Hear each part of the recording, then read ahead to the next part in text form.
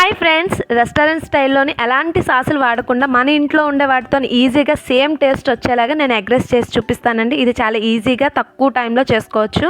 First నేను దీనికోసం stove on చేసుకొని కళాయి పెట్టుకొని 2 టేబుల్ స్పూన్ ఆయిల్ వేసుకొని 4 ఎగ్స్ ఫ్రై చేసుకొని పక్కకి తీసుకున్నాను. అదే కళాయిలో ఇంకొక 2 టేబుల్ స్పూన్ ఆయిల్ వేసి మీడియం సైజ్ ఆనియన్ ముక్కలు, అలాగే ఒక క్యారెట్ చిన్న ముక్కలుగా కట్ చేసుకొని వేసుకున్నాను. అలాగే మీడియం సైజ్ కంటే కొంచెం చిన్న పీస్ క్యాబేజ్ ముక్కలు, 8 మిర్చీస్ వేసుకున్నానండి. పచ్చిమిరపకాయలు 8 ముక్కలుగా కట్ చేసుకొని వేసుకున్నాను. ఎందుకంటే నేను చిల్లీ సాస్ అలాంటివి వాడాను కాబట్టి నేను కారంకి సరిపడేటట్టు 8 పచ్చిమిరపకాయలు వేసుకున్నాను. వీటన్నిటిని మీడియం ఫ్లేమ్లోనే ఫ్రై చేసుకొని ఇవి కొంచెం సాఫ్ట్ అయిన తర్వాత మీడియం సైజు క్యాప్సికమ్ని చిన్న ముక్కలుగా కట్ చేసి వేసుకున్నాను. అవి కూడా ఫ్రై అయిన తర్వాత స్టవ్ హై ఫ్లేమ్లో పెట్టుకొని నేను ఫస్ట్ ఫ్రై చేసి పెట్టుకున్న ఎగ్ ఫ్రైని కూడా అందులో వేసి ఒక 5 సెకండ్స్ అలా ఫ్రై చేసుకున్నాను.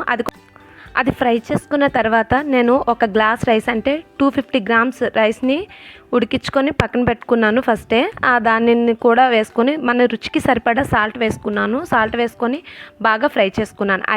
హై ఫ్లేమ్లోనే ఫ్రై చేసుకున్నాను. ఫ్రై చేసుకున్న తర్వాత కొంచెం కొత్తిమీర ఉంటే వేసుకోవచ్చు, లేదంటే లేదండి. కరివేపాకు మాత్రం చాలా మంచి టేస్ట్ ఇస్తుంది ఎగ్ రైస్లో. అలాగే నేను ఎలాంటి సాస్ ఇంకా వెనిగర్ యూస్ చేయకుండా ఓన్లీ లెమన్ జ్యూస్ వేస్తానండి. అది కూడా లాస్ట్లో ఇంకా ఎగ్ రైస్ మొత్తం రెడీ అయిపోయి దించేస్తామనే టైంలోని ఒక 1/2 టీ స్పూన్ లెమన్ జ్యూస్ కూడా వేసి చూడండి.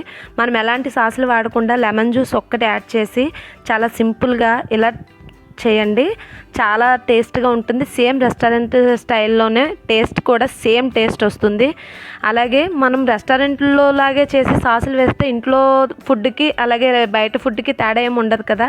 ఇలా ట్రై చేసి చూడండి, చాలా బాగుంటుంది. మీ అందరికీ నచ్చుతుంది అనుకుంటున్నాను. నచ్చితే లైక్ చేయండి, మీ ఫ్రెండ్స్కి షేర్ చేయండి, సబ్స్క్రైబ్ చేయండి. మీకు ఎలా వచ్చిందో కామెంట్ చేయండి.